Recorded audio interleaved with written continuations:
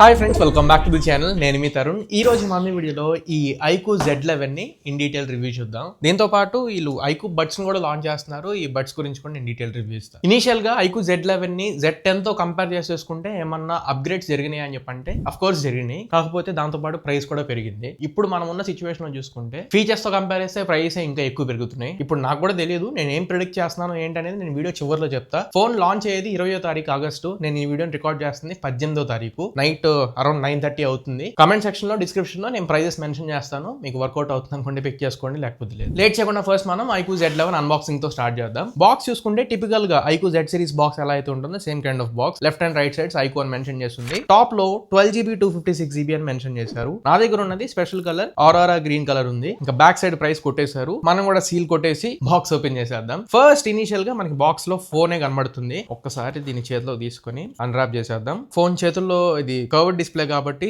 In hand feel అయితే కొంచెం premium గా అనిపిస్తుంది. కాకపోతే మెయింటైన్ చేసుకోవాలి, గుర్తుపెట్టుకోండి. అండ్ ఫోన్ కి ప్రీ అప్లైడ్ స్క్రీన్ కవర్ తో వస్తుంది. అండ్ ట్రాన్స్పరెంట్ కేస్ ఇస్తున్నారు. కేస్ క్వాలిటీ పర్లేదు, బానే ఉంది. ఎడ్జెస్ కూడా మంచి ప్రొటెక్షన్ ఇస్తున్నారు. నెక్స్ట్ బాక్స్ లో డాక్యుమెంటేషన్ ఉంది. నెక్స్ట్ అడాప్టర్ ఒకటి ఇస్తున్నారు. 44 వాట్ అడాప్టర్. ఇది type A adapter, type C కాదు. And type A to type C cable ఒకటి బాక్స్ లో ఇస్తున్నారు. అండ్ ఫైనల్ ఒక సిమ్ ఇంజెక్టింగ్ పిన్. ఒకసారి బడ్స్ కూడా అన్బాక్స్ చేసేద్దాం. బట్ ఎక్స్పీరియన్స్ అంతా చివరిలో చెప్తా. జస్ట్ అన్బాక్సింగ్ ఇప్పుడు చూద్దాం. ఐక్యూ బడ్స్ అని చెప్పని కనబడుతుంది. అండ్ బడ్స్ ఫోటో ఇక్కడ డిస్ప్లే చేస్తున్నారు. పెద్దగా ఇన్ఫర్మేషన్ అయితే బాక్స్ మీద ఏం రాసలేదు. ఎంఆర్పి మాత్రం 3000 రూపాయల వరకు ఉంది. బట్ ఇది అంత ప్రైస్ లో లాంచ్ చేయకపోవచ్చు. 1000-1500 రూపాయల లోపల తీసుకొస్తారు అనుకుంటున్నా. ఒకసారి సీల్ బ్రేక్ చేసి బాక్స్ ఓపెన్ చేసేద్దాం. ఫస్ట్ మనకి TWS కనబడుతున్నాయి. IQOO buds flame yellow colour తో వస్తుంది. ఇది అన్రాప్ చేసేద్దాం. బ్లాక్ అండ్ లోపల మనకి ఎల్లో కలర్ థీమ్ తో తీసుకొస్తున్నారు. లైట్ వెయిట్ అనిపిస్తున్నాయి. మ్యాటీ ఫినిష్ తో వస్తుంది. ఐక్యూ బ్రాండింగ్ మనకి కనబడుతుంది. అండ్ కొంత డాక్యుమెంటేషన్ ఉంది, పెట్టేద్దాం. And 2 pairs of year tips వస్తున్నాయి. స్మాల్ అండ్ లార్జ్ దీంట్లో ఇస్తున్నారు. మీడియం బాక్స్ లో ఉన్న బడ్స్ కి పెట్టేసి ఉంది. బాక్స్ లో కేబుల్ రావట్లేదు. నీ ఫోన్ చార్జర్ తోనే దీన్ని టైప్ సి కనెక్ట్ చేసుకొని ఛార్జింగ్ పెట్టుకోవాలి.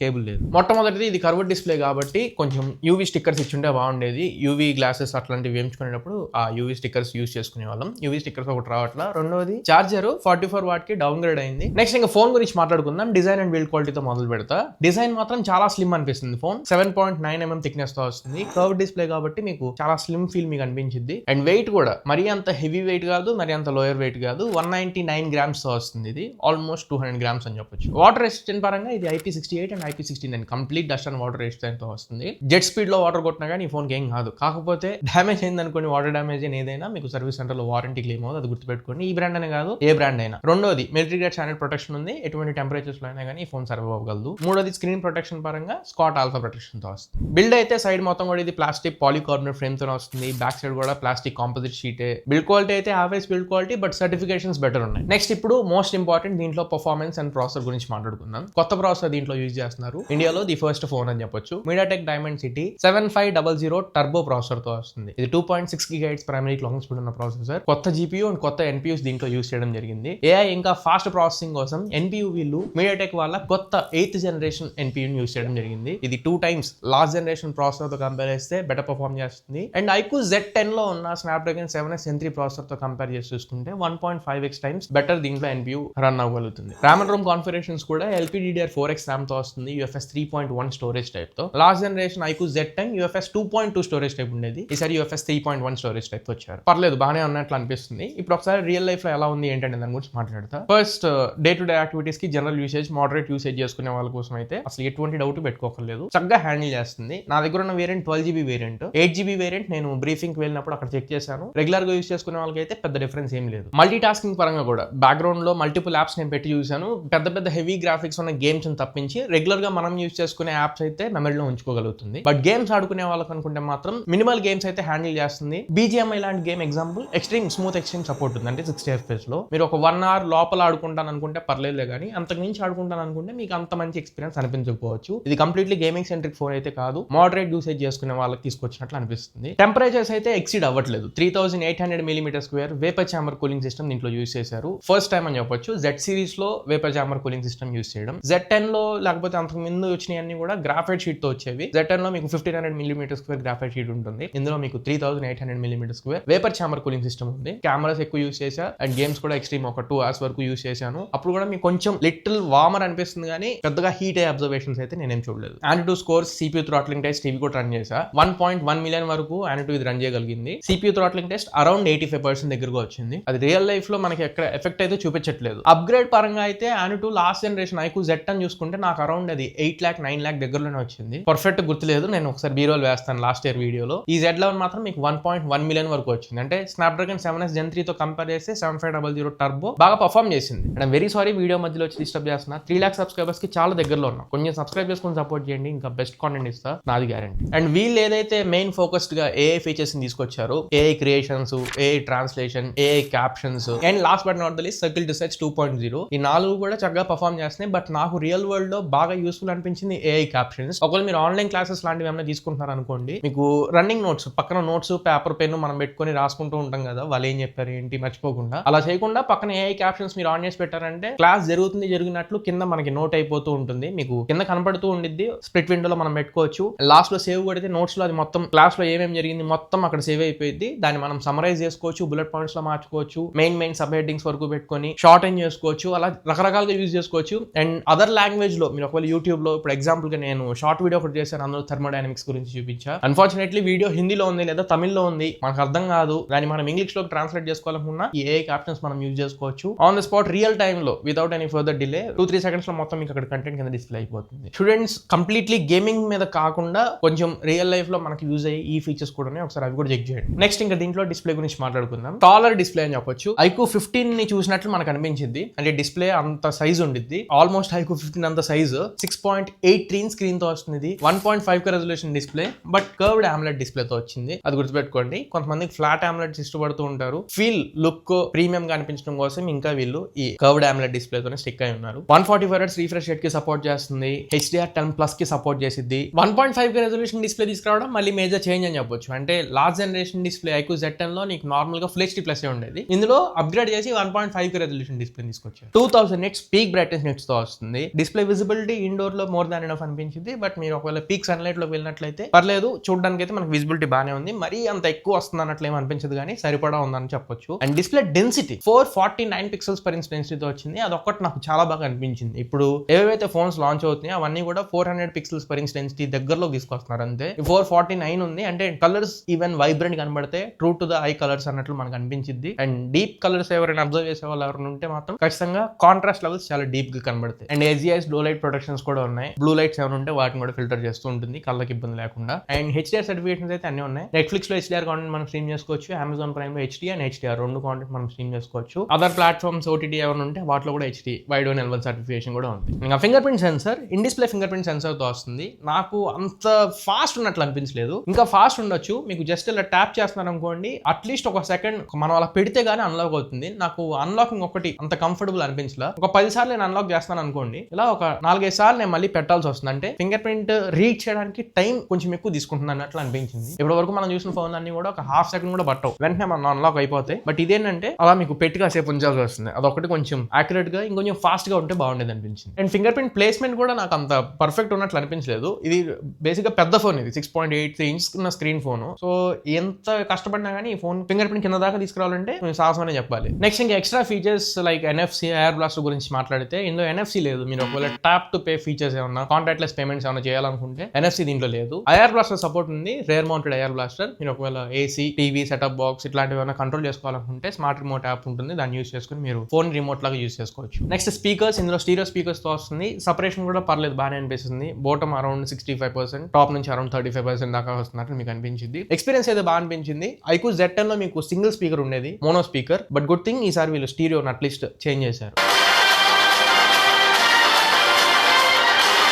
స్పీకర్ క్వాలిటీ అయితే పర్లేదని చెప్పొచ్చు, మరీ అంత తోపేం కాదు. Good enough volume. నెట్వర్కింగ్ పరంగా మాట్లాడితే 5G బ్యాండ్స్, దీంట్లో 12 5G బ్యాండ్స్ ఉన్నాయి. ఇంకా ఎక్కువ 5G బ్యాండ్స్ ఇచ్చున్నా బాగుండేది. బట్ రావాల్సినవి కావాల్సినవి ఏవైతే ఉన్నాయో ఆ 5G బ్యాండ్స్ అయితే ఉన్నాయి. మీరు వాయిస్ ఓవర్ 5G కాల్స్ తీసుకోవచ్చు. అండ్ కస్టమ్ డైలర్ తో వస్తుంది. మీరు ఒకవేళ కాల్ రికార్డింగ్స్ ఏమన్నా చేసుకోవాలనుకున్నా అనౌన్స్మెంట్ లేకుండా కాల్ రికార్డ్స్ లాంటివి చేసుకోవచ్చు. వైఫై 5 GHz అని మెన్షన్ చేస్తాను, బట్ పర్టికులర్ గా ఏంటని చెప్పింది నేను రాయిలా. బ్లూటూత్ వర్షన్ అయితే బ్లూటూత్ 5.4 తో వస్తుంది. ఇప్పుడు మనం దీంట్లో కెమెరాస్ గురించి మాట్లాడుకుందాం. రేర్ సెట్ దీంట్లో డ్యూయల్ కెమెరా సెటప్ ఉంది. నాకు కొంచెం నచ్చిన పాయింట్ ఏంటంటే వీళ్ళు 50+2 మెగాపిక్సెల్ కెమెరా తీసుకురాకుండా 50+8 మెగాపిక్సెల్ కెమెరా తీసుకొని వచ్చారు. రీసెంట్ గా మనం వివో S2 లో చూసాం. ప్రైమరీ కెమెరా ఒకటే మనకు వచ్చింది 50 మెగాపిక్సెల్ ప్రైమరీ కెమెరా ఒకటే. 8 మెగాపిక్సెల్ ఉండదు, 2 మెగాపిక్సెల్ డెప్త్ సెన్సర్ ఉంటుంది. దానివల్ల ఉపయోగం లేదు. అంతెందుకు వీళ్ళు iQOO Z10 last generation phone లో చూసుకున్నా 50+2 మెగాపిక్సెల్ ఉండేది. ఇప్పుడు మార్చి దాన్ని 8 మెగాపిక్సెల్ చేశారు. వీళ్ళు ఏంటంటే 50+8 మెగాపిక్సెల్ కెమెరా తీసుకొచ్చారు. సో దట్ మనం ultra wide angle camera use చేసుకోవచ్చు. గ్రూప్ ఫోటోస్ ఏమైనా క్యాప్చర్ చేసుకోవాలనుకున్నా, సీనరీస్ వైడ్ యాంగిల్ లో క్యాప్చర్ చేయాలనుకున్నా ఆ పాసిబిలిటీ ఉంటుంది. Primary camera Sony IMX882 sensor తో ఇస్తున్నారు. ప్రైమరీ కెమెరాకు ఆప్టికల్ ఇమేజ్ స్టెబిలైజేషన్ ఉంది అండ్ EIS సపోర్ట్ కూడా ఉంది. అదే సెన్సర్ కొన్ని సంవత్సరాల నుంచి అదే సెన్సర్ చూస్తున్నాం. సెన్సర్ ఏదన్నా మంచి సెన్సర్ పెద్దగా మార్చుంటే బాగుండేది. అదే సెన్సర్ బట్ మంచి సెన్సరే. ఆప్టిమైజేషన్ అయితే పర్లేదు, బాగానే ఉంది. షార్ట్స్ మీకు ఇక్కడ వేసి సపరేట్ గా దాన్ని ఎక్స్ప్లెయిన్ చేస్తా. Next 8 megapixel ultra wide angle camera. Videos record చేయాలనుకుంటే primary and ultra wide angle రెండు కెమెరాస్ తో వీడియోస్ రికార్డ్ చేసుకోవచ్చు. ప్రైమరీ కెమెరాతో 4K 30 FPS వరకు వీడియో రికార్డ్ చేయొచ్చు. వైడ్ యాంగిల్ కెమెరాని యూజ్ చేసి 1080p మాత్రమే మనం వీడియో రికార్డ్ చేయగలం. 4K ఆప్షన్ లేదు. ఫ్రంట్ 32 మెగాపిక్సెల్ కెమెరాతో వస్తుంది. గుడ్ థింగ్ ఫ్రంట్ కెమెరాని యూజ్ చేసి కూడా 4K 30 FPS లో వీడియోస్ రికార్డ్ చేసుకోవచ్చు. ఇప్పుడు ఒకసారి real life photos and videos display చేస్తే ఒకసారి చెక్ చేయండి. ఇవి నార్మల్ మోడ్లో క్యాప్చర్ చేసిన ఫొటోస్. ఒకసారి మీరు కలర్స్ అవి అబ్జర్వ్ చేయొచ్చు అండ్ డీటెయిల్స్ కూడా ఒకసారి అబ్జర్వ్ చేయండి. అంతా న్యాచురల్గా క్యాప్చర్ చేస్తుంది. ఓవర్గా బొకే యాడ్ చేయడం అట్లాంటిది అయితే ఏం లేదు. అండ్ డైనామిక్ రేంజ్ కూడా బాగుంది. బ్యాక్గ్రౌండ్ కలర్స్ కూడా ప్రాపర్గా చూపిస్తుంది. అండ్ పోర్ట్రేట్ షాట్స్ కూడా ఒకసారి అబ్జర్వ్ చేయండి. ఎడ్జ్ డిటెక్షన్ అంతా బాగుంది అండ్ హాలో డెప్త్ ఎఫెక్ట్ అయితే ఇస్తుంది. చూడడానికి మాత్రం చాలా బాగా అనిపిస్తుంది.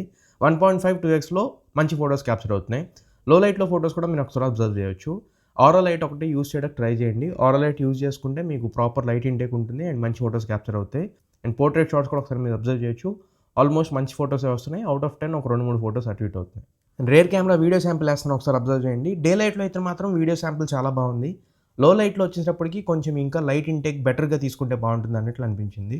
అండ్ స్టెబిలైజేషన్ అంతా కూడా రేర్ సైడ్ కెమెరా శాంపిల్ బాగానే అనిపిస్తుంది. అండ్ డీటెయిల్స్ పరంగా కూడా కలర్స్ డే లైట్లోనే బాగున్నాయి. అండ్ సెల్ఫీ కెమెరా శాంపిల్స్ కూడా ఒకసారి అబ్జర్వ్ చేయండి. డే లైట్లో క్యాప్చర్ చేస్తున్నా పోర్ట్రేట్ అండ్ నార్మల్ రెండు కూడా చాలా చక్కగా క్యాప్చర్ చేస్తుంది. న్యాచురల్గా వస్తున్నాయి అండ్ బ్లర్ ఎఫెక్ట్ కూడా చాలా బాగుంది అండ్ డీటెయిలింగ్ కూడా ఈవెన్గా ఉంది. ఎక్కడ కూడా ఓవర్గా బ్యూటీ చేయడం అట్లాంటిది ఏమీ లేదు. అండ్ లో లైట్లో కూడా లైట్ ఇంటేక్ బాగున్నంత వరకు మాత్రం చాలా మంచి ఫొటోసే క్యాప్చర్ చేస్తుంది. ఓన్లీ థింగ్ వీడియో పరంగా స్టెబిలైజేషన్ ఇంకొంచెం బెటర్ స్టెబిలైజేషన్ ఉంటే బాగుండేది. డీటెయిల్స్ కూడా బాగానే ఉన్నాయి. స్టెబిలైజేషన్ ఒక్కటి ఇంప్రూవ్ చేసుకోవాలి. అవి ఓవరాల్ గా కెమెరాస్ గురించి మాట్లాడితే నెక్స్ట్ ఒకసారి మనం బ్యాటరీ గురించి చూద్దాం. ఇందులో 7050 mAh బ్యాటరీతో వస్తుంది. 44 వాట్ ఛార్జింగ్ బాక్స్ లో ఇస్తున్నారు. థింగ్ ఏంటంటే లాస్ట్ జనరేషన్ బ్యాటరీతో కంపేర్ చేసి ఇప్పుడు కొంచెం బ్యాటరీ mAh తగ్గింది అండ్ ఛార్జింగ్ వాటేజ్ కూడా తగ్గింది. కాకపోతే సఫిషియెంట్ ఎనఫ్, అంత అవసరం లేదు మనకి. 6500 mAh బ్యాటరీ కూడా మోర్ దెన్ ఎనఫ్. బట్ 7000 వస్తుంది, more than enough. Full working day ఖచ్చితంగా సర్వైవ్ అవుతుంది. అండ్ సర్ప్రైజింగ్లీ ఫాస్ట్ ఛార్జింగ్ కూడా, అంటే 80 వాట్ ఉన్న దానికి 44 వాట్ ఉన్న దానికి మేజర్ డిఫరెన్స్ అయితే నేను అబ్జర్వ్ చేయలేకపోయాను. ఇప్పుడు ఎగ్జాంపుల్ 0 to 50% ఛార్జ్ అవ్వాలంటే అప్రాక్సిమేట్లీ నాకు 35 minutes దాకా పడుతుంది. అండ్ 0 to 100% ఛార్జ్ చేయాలనుకుంటే అరౌండ్ 1 hour నుంచి 1 hour 10 minutes దగ్గరలో పడుతుంది. సో 80 వాట్ ఛార్జర్ యూజ్ చేసినప్పుడు కూడా ఇంచుమించు ఇంతే టైం పట్టేది. సుమారు ఒక 10 నిమిషాలు 12 నిమిషాల్లో నేను కొంచెం సేవ్ చేసి ఉండేవాడినేమో. సో మేజర్ డిఫరెన్స్ కాదు. అండ్ బ్యాటరీ లైఫ్ మాత్రం ట్రూలీ సాటిస్ఫైయింగ్ అనిపించింది. ఒక ఫుల్ వర్కింగ్ డే మీరు ఖచ్చితంగా సర్వైవ్ అవ్వచ్చు. లేదు నేను మల్టీ టాస్కింగ్ హెవీగా గేమ్స్ ఆడతాను, బెంజ్ వాచింగ్ ఎక్కువ చేస్తాను, at the same time 2-3 apps split screen లో ఎప్పుడు రన్ అవుతుంటే నావిగేషన్ బ్యాక్గ్రౌండ్ లో ఆన్లైన్ ఉంటుంది, లొకేషన్ లాంటివి స్విగ్గీ జొమాటో ఇట్లాంటివి చేద్దాం అనుకున్నా ఈవినింగ్ వరకు ఖచ్చితంగా ఈ ఫోన్ సర్వైవ్ అవుతుంది. సో బ్యాటరీ పరంగా మాత్రం దీనికి అడ్వాంటేజ్ అనే చెప్పొచ్చు. బోనస్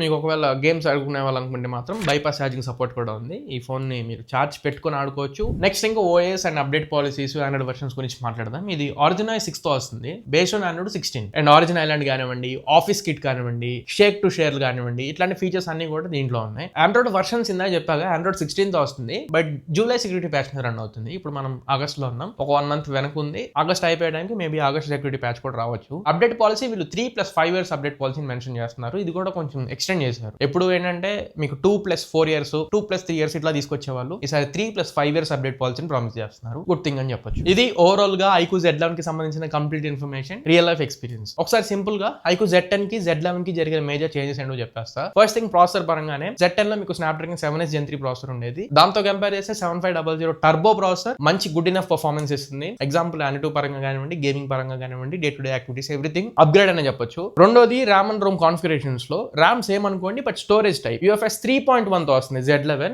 Z10 మీకు UFS 2.2 స్టోరేజ్ టైప్ వచ్చేది. మూడోది డిస్ప్లే. Z10 లో మీకు 6.77 inch full HD plus display ఉండేది, AMOLED డిస్ప్లే. బట్ Z11 లో ఏంటంటే 6.82 inch 1.5K రెజల్యూషన్ డిస్ప్లే ఇస్తున్నారు, AMOLED డిస్ప్లే. నాలుగోది కెమెరాస్. 50+2 మెగాపిక్సెల్ తో Z10 వచ్చింది. Z11 50+8 మెగాపిక్సెల్ కెమెరాకి స్విచ్ చేశారు. ఐదోది cooling system. Last time graphite sheet ఉండేది, ఈసారి వేపర్ ఛాంబర్ కూలింగ్ సిస్టమ్ అయింది. ఆరోది స్పీకర్ స్పీకర్ సింగిల్ స్పీకర్ తో వచ్చేది మోనో స్పీకర్ Z10, ఇందులో ఈసారి స్టీరియో స్పీకర్స్ ఇచ్చారు. ఏడోది వాటర్ రెసిస్టెన్స్ పరంగా IP65 స్ప్లాషెస్ తో వచ్చేది Z10, ఈసారి దీంట్లో IP68 and IP16 complete dust and water resistance ఇచ్చారు. ఈ టాప్ 7 చేంజెస్ జరిగినాయి Z10 తో కంపేర్ చేస్తే Z11 లో. అన్నిటికంటే పెద్ద చేంజ్ ఏంటంటే ప్రైస్, అదేంటో మనం కూడా చెప్పలేం, బట్ ప్రిడిక్ట్ చేస్తున్నాను నేను సుమారు 30,000 రూపాయల దగ్గరలో ఈ ఫోన్ లాంచ్ చేస్తారేమో అని చెప్పినట్లు నేను అనుకుంటున్నాను. కార్డ్ ఆఫర్స్ అన్ని కలుపుకొని మేబీ 30,000 రూపాయల దగ్గరలో రావచ్చు. నాచిన తప్పే, ఒకవేళ ప్రైస్ ఎక్కువ పెట్టినా 30 నుంచి 35,000 రూపాయల మధ్యలో పెట్టవచ్చు, కానీ 35,000 రూపాయల పైన అయితే పెట్టరేమో అని చెప్పి అనుకుంటున్నాను. చూద్దాం. ఈ ఫోన్ కాసేపు పక్కకు పెట్టేసి నెక్స్ట్ ఈ బడ్స్ గురించి మాట్లాడుతా. ఇప్పటి వరకు మనకి iQOO TWS 1E అని చెప్పని ఒక TWS దొరికేది అంతే. దానికి ఇప్పుడు నెక్స్ట్ జనరేషన్ కింద iQOO బడ్స్ ని తీసుకొని వచ్చారు. వీటిని నేను ఆల్రెడీ చైనాలో ఎక్స్పీరియన్స్ చేశా. ఇండియాలో ఇప్పుడు ఈ ఫోన్ తో పాటు లాంచ్ చేస్తున్నారు. దీని ఎక్స్పీరియన్స్ ఏంటి అండ్ దీని ఫీచర్స్ ఏంటో కూడా క్విక్ గా చెప్పేస్తాను, ఒకసారి చెక్ చేయండి. స్టార్టింగ్ లో మీరు ఆల్రెడీ అన్బాక్సింగ్ చూసేశారు కదా, బాక్స్ లో ఇది కేబుల్ రాదు. నెక్స్ట్ దీని స్పెసిఫికేషన్స్ టెక్నికల్ గా మాట్లాడుకుంటే ఫస్ట్ థింగ్ ఇది 10mm డ్రైవర్స్ తో వస్తుంది. సౌండ్ క్వాలిటీ పర్లేదు, బాగుంది అని చెప్పొచ్చు. మరి అంత తోపుతరమన్నట్లయితే నాకు అనిపించలా. బట్ గుడ్ థింగ్ దీనికి యాప్ సపోర్ట్ ఉంది. వి ఇయర్ ఫోన్స్ అని చెప్పని యాప్ సపోర్ట్ తీసుకొని వచ్చారు. యాప్ లో చాలా ఫంక్షన్స్ ఉన్నాయి. Example double tap, triple tap, long press and hold, touch controls ని మనం కస్టమైజ్ చేసుకోవచ్చు. అండ్ బడ్స్ ఓపెన్ చేసినప్పుడు, క్లోజ్ చేసినప్పుడు యానిమేషన్ ఫోన్ లో మనకి ఎలా అయితే థీమ్స్ డౌన్లోడ్ చేసి పెట్టుకుంటామో దీంట్లో కూడా అలా థీమ్స్ మనం పెట్టుకోవచ్చు. ఎగ్జాంపుల్ గా నేను క్యాట్ థీమ్ ని పెట్టాను. బడ్స్ కనెక్ట్ అయిన వెంటనే పెళ్లిది చిన్న యానిమేషన్ ప్లే అయ్యి ఛార్జింగ్ పర్సెంటేజ్ ఎంత ఉంది ఏంటి అనేది డిస్ప్లే చేస్తుంది. అట్ ద సేమ్ టైం ఇది డీప్ ఎక్స్ సౌండ్ ఎఫెక్ట్స్ అని చెప్పని ఒక 6 సౌండ్ ఎఫెక్ట్స్ తీసుకొని వచ్చారు. అందులో నేను ఇప్పుడు మెగా బేస్ అని చెప్పని ఎమోట్ ని యూస్ చేస్తున్నాను. ఈ 6 standard, clear voice, crisp, immersive, ఈ స్పోర్ట్స్ అలా కొన్ని ఉన్నాయి. మీకు నచ్చింది మీరు పెట్టుకోవచ్చు.